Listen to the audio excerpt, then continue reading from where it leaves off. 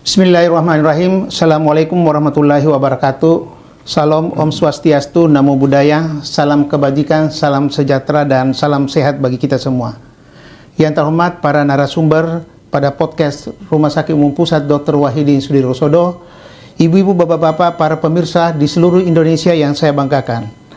Pada kesempatan ini kita kembali lagi dalam pembicaraan kita masalah kesehatan. Bincang-bincang merupakan lanjutan pembicaraan kita sebelumnya, di mana kita akan membahas terkait mengenai penyakit lupus. Narasumber kita pada siang hari ini adalah staf KSM Penyakit Dalam Rumah Sakit Umum Pusat Dr. Wahidin Sudirosodo dan Departemen Ilmu Penyakit Dalam Fakultas Kedokteran Universitas Hasanuddin. Oleh sebab itu kami perkenalkan narasumber kami. Yang pertama adalah Dr. H. Faridin, spesialis penyakit dalam konsultan rheumatologi FINASIM. Selamat siang, Dok. Terima kasih. Yang kedua adalah Dr. Endi Adnang, spesialis penyakit dalam konsultan rheumatologi PhD. Selamat siang, Dok. Selamat siang. Kegiatan ini juga sehubungan dengan Hari Lupus Sedunia, World Lupus Day, tanggal 10 Mei. Dalam membicarakan penyakit lupus, ini merupakan hal yang menarik karena pasien seperti ini ada saja yang dirawat di Rumah Sakit Wahidin. Data prevalensi di setiap negara berbeda-beda. Suatu studi sistemik di Asia Pasifik memperlihatkan bahwa data insiden sebesar 0,9 sampai 3,1 per 100.000 populasi per tahun, paralisi kasar sebesar 4,5 sampai 45,3 per 100.000 populasi, dan di Indonesia jumlah penderita penyakit lupus secara tepat belum diketahui. Prevalensi sistemik lupus eritematosus di masyarakat berdasarkan survei yang dilakukan Prof. Handono Kalim dan kawan-kawan di Malang memperlihatkan bahwa angka sebesar 0,5% terhadap total populasi. Baik, untuk mempersingkat waktu, saya akan bertanya pertama kepada Dr. Endi. Kalau kita berbicara lupus, ada satu pertanyaan, apakah itu penyakit lupus? Ya, makasih Dr. Halid. Jadi penyakit lupus itu suatu penyakit autoimun inflamatif ya, yang bersifat kronik dan juga menyerang berbagai macam organ. Jadi kita sebut juga sebagai systemic lupus erythematosus karena banyak organ yang dilibatkan. Jadi gejala-gejalanya juga itu sangat bervariatif. Dan terutama paling sering kena pada usia-usia muda, terutama pada wanita usia muda. Ya. Ada satu hal yang menarik dikatakan bahwa penyakit ini dikenal sebagai penyakit dengan 1000 wajah. Ya. Ini maksudnya apa ini, Dok? Ini? Ya, jadi penyakit lupus ini seperti disampaikan tadi merupakan suatu penyakit autoimun yang bisa kena ke berbagai organ. Jadi dia agak berbeda dengan penyakit 1000 wajah yang kita kenal suatu penyakit retardasi mental. Pada penyakit lupus ini malah muncul berbagai macam gejala-gejala yang akibat suatu penyakit lupus yang menyerupai organ-organ lain yang terlibat. Jadi itu kadang agak sulit untuk dikenali pada manusia awam. Jadi itu gejala-gejalanya baik itu gejala kulit, gejala pada organ-organ di hati maupun gejala di jantung dan lain-lain. Ya, kasih. Kemudian pertanyaan berikutnya, siapa saja yang bisa terkena penyakit lupus? Dikatakan lagi bahwa kenapa wanita lebih banyak dibandingkan dengan pria.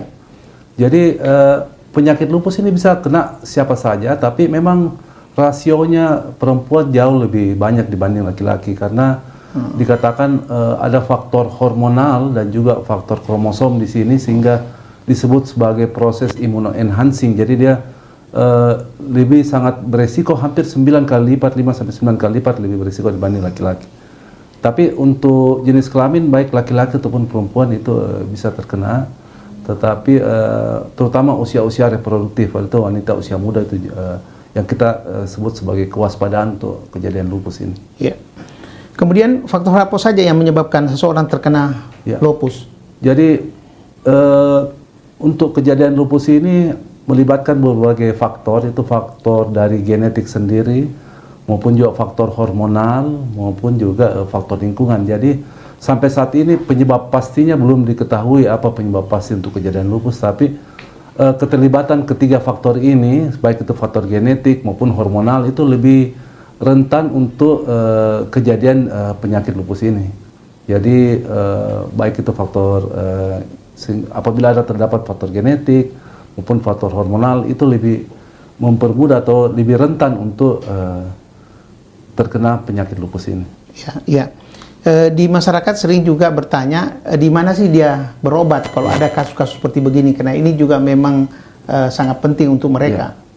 Dok, jadi untuk berobat bisa datang ke poliklinik di PCC, di polirematologi, untuk mengkonsultasi apabila dapatkan suatu gejala-gejala yang kita tidak tahu apa penyebabnya, yang susah biasa kadang gejala tersebut tidak tersembuh ya, baik itu berupa sariawan atau ada demam ataupun ada nyeri-nyeri sendi yang kelangsungannya lebih dari 3 bulan atau lebih ya, itu bisa kita konsultasikan untuk melakukan pemeriksaan. Karena untuk mendiagnosis penyakit ini itu tidak cukup hanya dengan pemeriksaan laboratorium. Itu ada beberapa kriteria-kriteria yang harus diperiksakan di dokter yang memang berkompeten tuh. Dalam ini bisa di bidang reumatologi penyakit dalam. Ya. Kemudian apakah ada upaya untuk menghindari penyakit ini? Jadi upaya-upaya untuk menghindari penyakit ini seperti upaya modifikasi gaya hidup, seperti gaya hidup, pola hidup sehat, ya, berolahraga secara teratur, dan melakukan pemeriksaan apabila ada suatu penyakit yang susah untuk disembuhkan atau kita kadang susah dijelaskan, itu bisa kita konsultasikan. Karena biasa gejala-gejala seperti ada sariawan yang sulit sembuh, contohnya ada nyeri-nyeri yang tidak dapat kita jelaskan apa penyebabnya, maupun juga ada suhu yang kadang peningkatan suhu tubuh yang tanpa ada faktor infeksi ya, atau faktor penyebab yang tidak diketahui, itu bisa kita lakukan konsultasi. Karena untuk diagnosis pasti daripada lupus ini tidak hanya dengan laboratorium, tapi harus ada melakukan evaluasi dan analisa dari dokter yang bersangkutan. Ya. Jadi kalau kita lihat tadi berbagai macam gejala, mungkin terkait dengan pengobatan, dok. Ini bagaimana sebetulnya prinsip pengobatan daripada lupus ini? Jadi prinsip pengobatan daripada penyakit lupus ini itu dia harus melihat dari aktivitas penyakit lupus itu sendiri. Jadi tidak harus diberikan obat seumur hidup.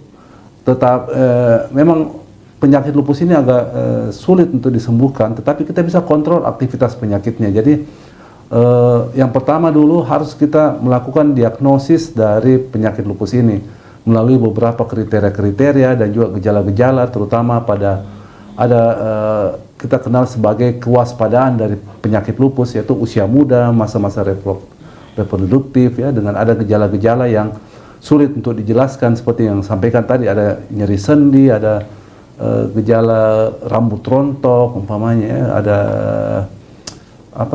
suhu yang tidak bisa kita jelaskan, yaitu melalui suatu kriteria kita melakukan diagnosis, dan setelah kita mendiagnosis suatu penyakit lupus itu harus sering dikontrol ke dokter, karena penyakit ini sangat bersifat silent killer dan berbahaya karena bisa mengenai berbagai macam organ ya. Jadi kalau tidak dikontrol aktivitasnya itu sangat mempunyai komplikasi yang berat.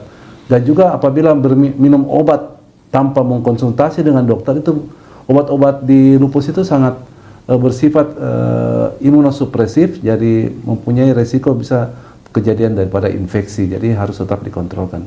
Iya, baik. Selanjutnya saya akan bertanya ke Dr. Faridin. Tadi sudah dijelaskan panjang lebar Dr. Andy, dan kalau kita lihat ternyata bahwa penyakit ini juga banyak menyerang daripada wanita, sehingga muncul pertanyaan, apakah pasien lupus ini bisa hamil? Ya, terima kasih Dr. Halik, spesialis penyakit dalam konsultan kardiovaskuler, sebagai host pada siang hari ini. Mengenai pasien lupus, tadi sudah dijelaskan oleh Dr. Andy bahwa lupus ini lebih banyak menyerang wanita, dan biasanya itu pada wanita dengan masa usia subur. Artinya ketika umur dari wanita itu masih sangat produktif untuk hamil, justru pada saat itulah rentan untuk terkena penyakit lupus. Artinya apa? Sebagai seorang wanita dia mempunyai hak untuk dia melahirkan seorang anak, untuk menciptakan suatu keluarga. Nah, mengenai apakah seorang penderita lupus bisa hamil, hari ini saya tadi ada pasien dengan hamil, umur kehamilan 34 bulan, dan itu dalam keadaan normal. Tetapi memang harus kita berkonsultasi kerjasama dengan departemen lain, dalam hal ini Objin, untuk tetap melakukan pemantauan bagaimana perkembangan dari janinnya. Oleh karena obat-obat yang diberikan adalah obat yang bersifat long life treatment, dan obat-obatnya tadi sudah disampaikan oleh Dr. Andy adalah suatu obat yang bersifat imunosupresan, tentunya banyak resiko yang bisa terjadi. Tetapi ingat bahwa penyakit lupus ketika penderitanya hamil itu mempunyai resiko terhadap ibunya sendiri dan juga resiko terhadap janinnya. Artinya begini, ketika seorang penderita kemudian dia hamil, maka dia sangat beresiko ibunya sendiri untuk menjadi penyakit lupusnya menjadi aktif, menjadi lebih berat.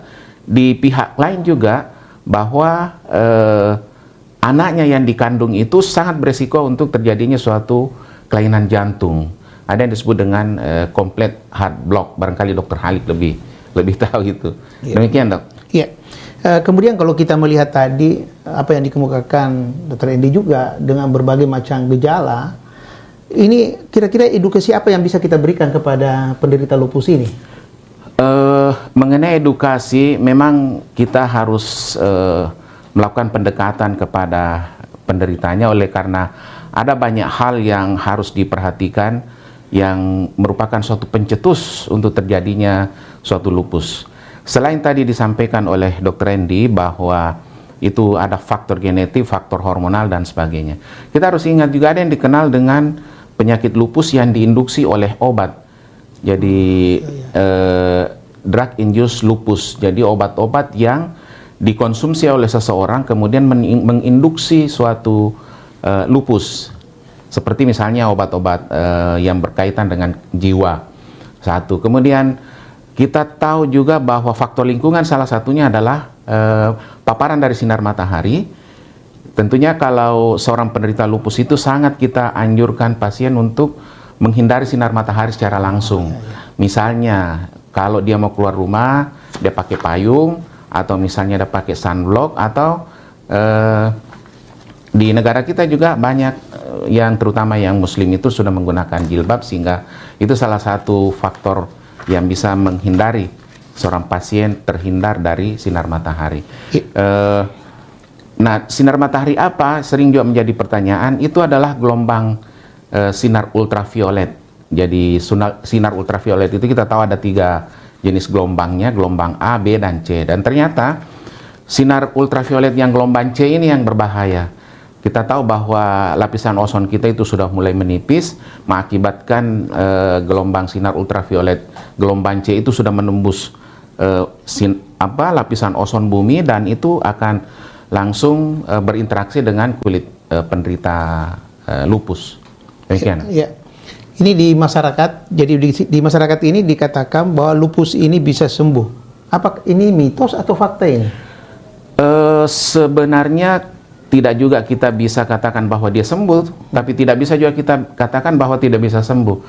Hanya mengenal suatu yang disebut dengan remisi. Remisi artinya ketika diberikan pengobatan yang tepat, yang adekuat, mengakibatkan aktivitas penyakit itu menurun. Bukan berarti sembuh, karena harus diyakinkan kepada penderita bahwa penyakit autoimun itu adalah sebenarnya sesungguhnya itu tidak bisa disembuhkan. Oleh karena aktivitas namanya saja autoimun, artinya tubuh kita sendiri yang menciptakan suatu reaksi imunitas yang berlebih terhadap sel-sel tubuh kita yang sebenarnya dalam keadaan normal.